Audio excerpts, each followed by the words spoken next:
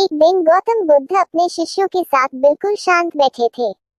उन्हें इस प्रकार बैठे हुए देख शिष्य चिंतित हुए कि कहीं वह अस्वस्थ तो नहीं है।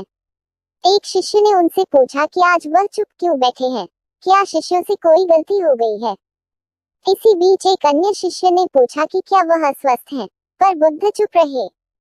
तभी कुछ दूर खड़े व्यक्ति जोर से चिल्लाया, आज मुझे सभा में बैठने की अनुमति क्यों नहीं दी गई है। बुद्ध बुद्ध बंद करके ध्यान मगन हो गए। वह व्यक्ति फिर से चिल्लाया, मुझे प्रवेश की अनुमति क्यों नहीं मिली।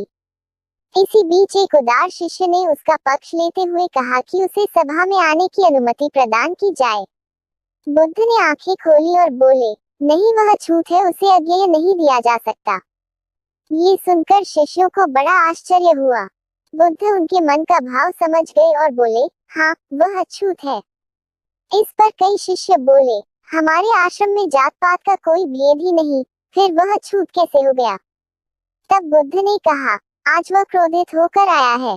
क्रोध से जीवन की एकाग्रता भंग होती है।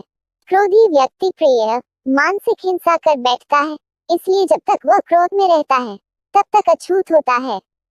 इसलिए उसे कुछ समय एकांत में रहना चाहिए।